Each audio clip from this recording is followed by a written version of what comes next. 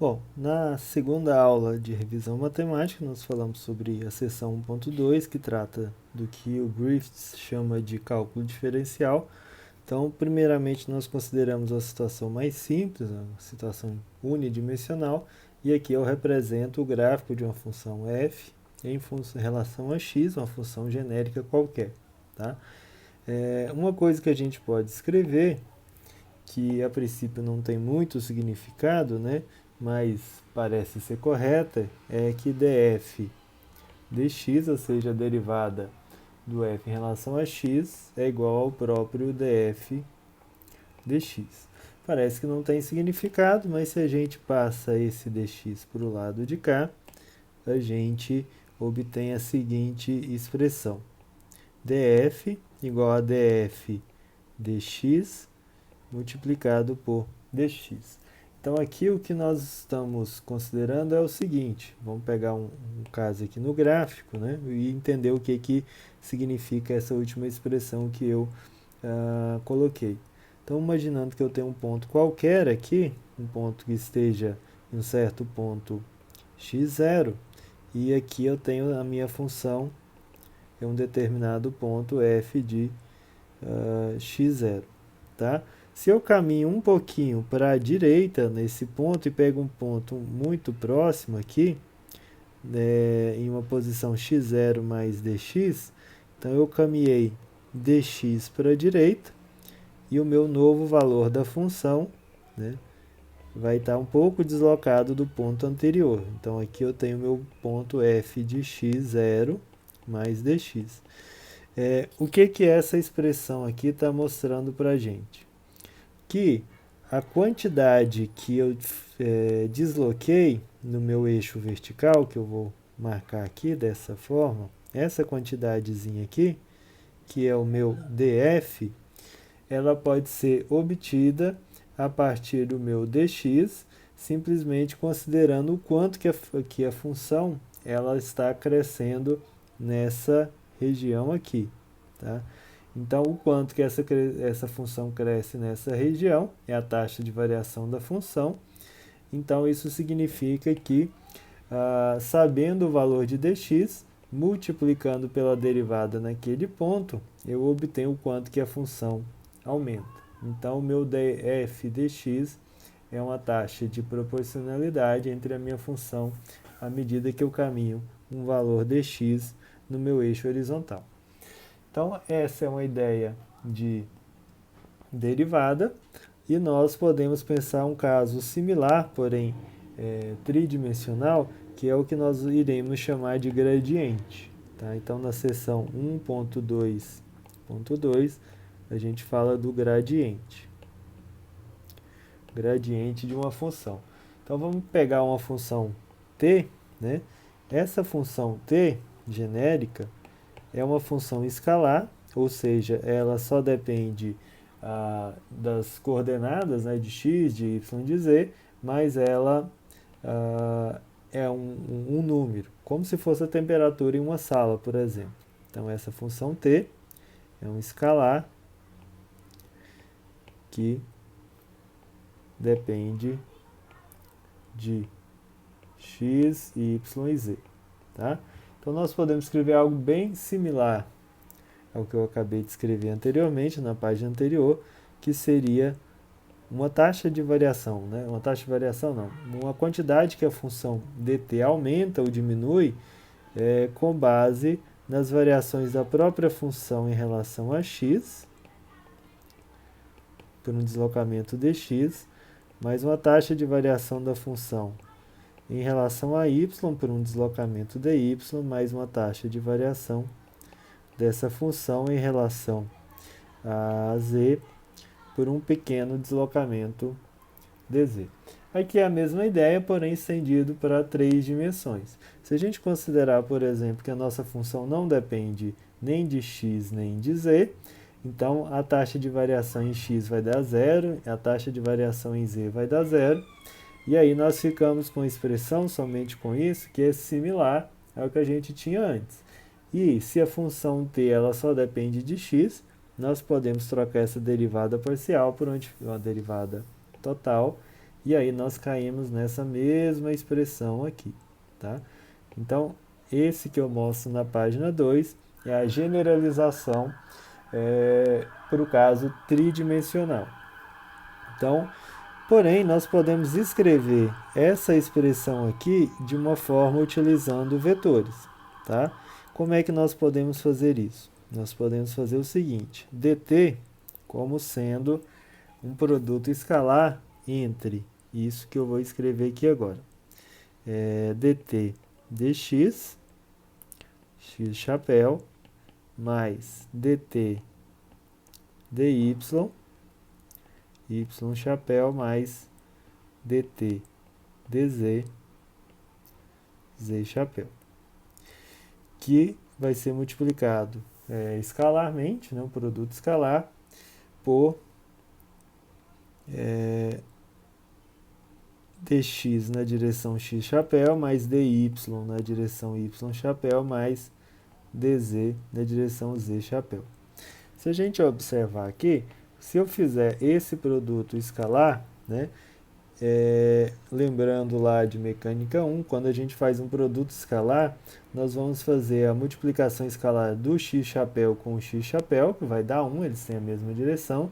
Nós teremos também a multiplicação escalar do x chapéu com o y chapéu, que vai dar 0. Mesma coisa do x chapéu para o z chapéu, porque eles são perpendiculares. Então, fazendo esse produto escalar aqui, a gente cai nisso que eu escrevi anteriormente na linha de cima, tá? Nós podemos simplificar essa notação falando que essa parte aqui, ela se chama gradiente dessa função t, e ela pode ser expressa dessa maneira, tá? Então, o dt é o gradiente do t, e esse vetor que nós temos aqui é o dl que eu fiz na aula anterior, tá? Então, essa expressão, que ela é equivalente a dt dx na direção x mais del t del y na direção y mais del t del z na direção z, ela é chamada de gradiente da função t. Então, isso aqui é o gradiente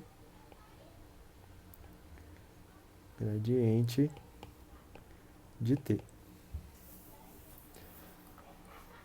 Tudo bem? Então, aqui nós temos o gradiente da função.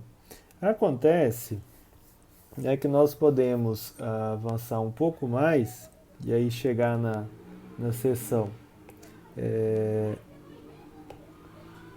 1.2.3, que nós vamos falar do operador del, tá?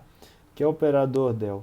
Ele considerar esse nabla que a gente escreveu como sendo um ente matemático com algum significado que se aproxima muito do significado de um vetor, tá?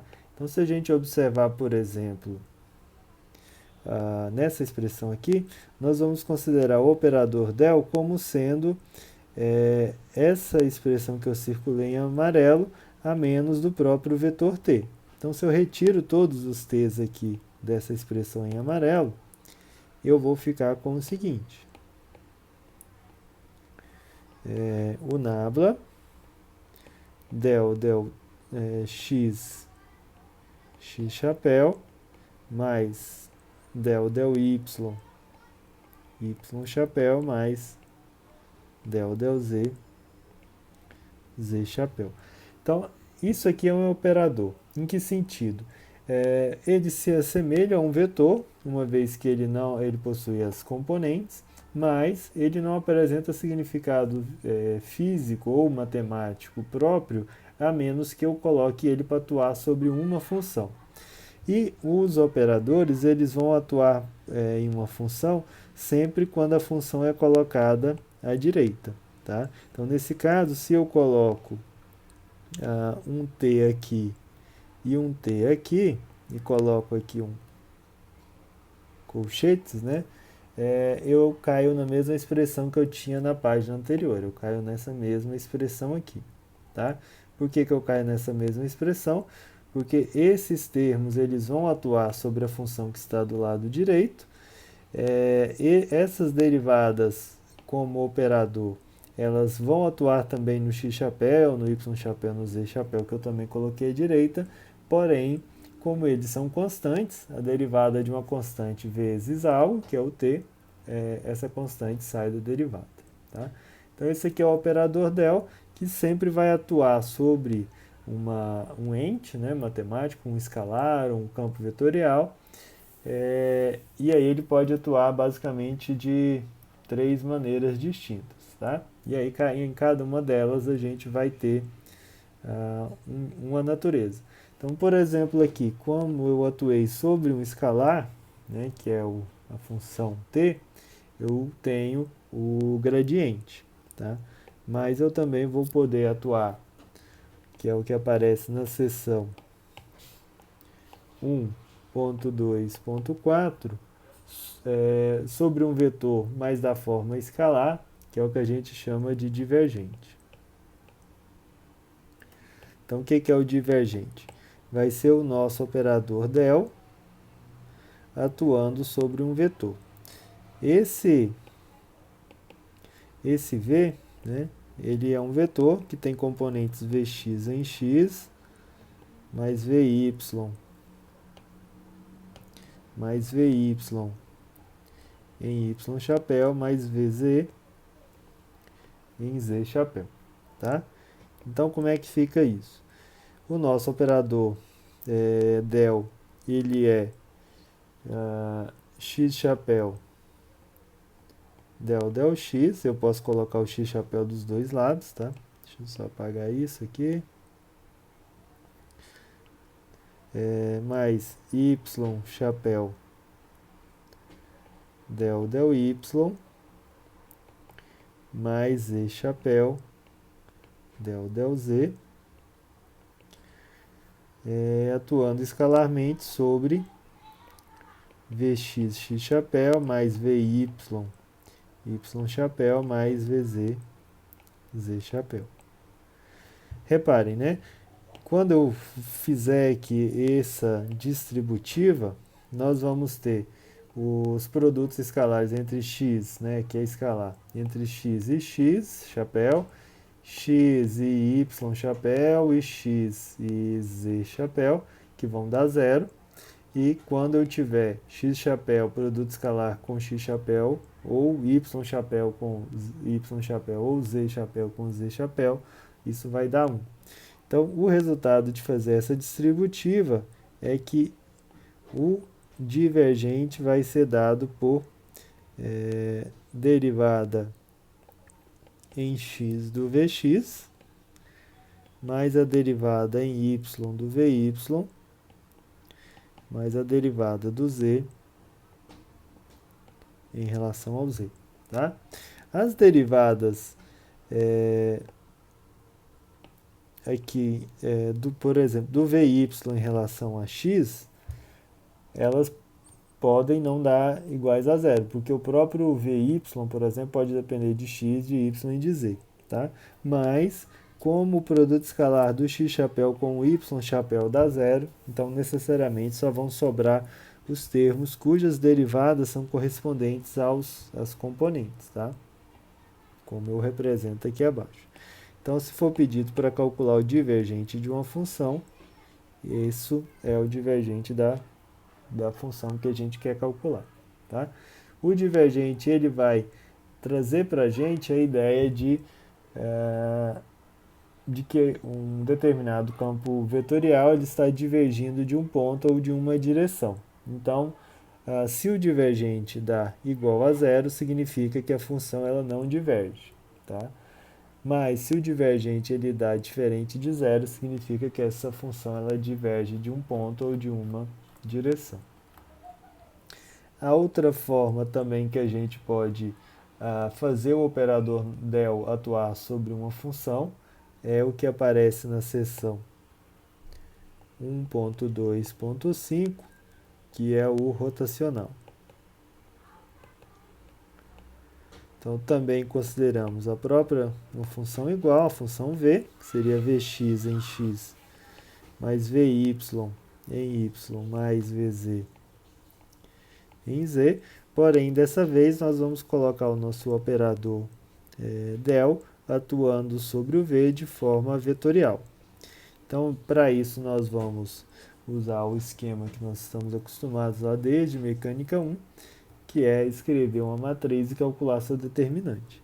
Essa matriz vai ser x chapéu, y chapéu, z chapéu como sendo a primeira linha. A segunda linha é quem vem primeiro, no caso as componentes do operador del, del dx, del dy e del z. E na última linha as componentes do v. Então é vx, vy e vz. E aí nós calculamos o determinante. Então primeiro a gente considera essa direção y. Então a gente tira essa linha e essa coluna e sobra essa submatriz aqui. Então para isso nós vamos ter del y do vz. Então eu tenho isso atuando nisso, menos isso atuando nisso. Então vai ser menos del z, vy na direção x. Mais, vou escrever aqui embaixo, mais. Agora a gente retira essa coluna e essa linha. Então vai sobrar isso e isso, mas aí a gente tem um sinal contrário. Então primeiro eu vou fazer isso atuando sobre isso. Então vai ser del z vx menos del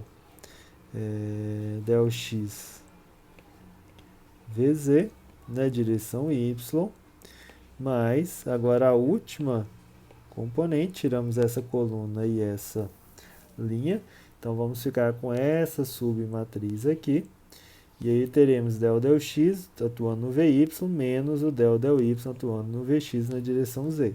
Então vai ser del x vy menos del y vx na direção z chapéu. Tá? Então esse é o rotacional da forma que a gente deve calcular, e o rotacional ele vai expressar para a gente o quanto que uma função ela está rotacionando, né? A função vetorial ela rotaciona em relação a um determinado ponto, tá certo?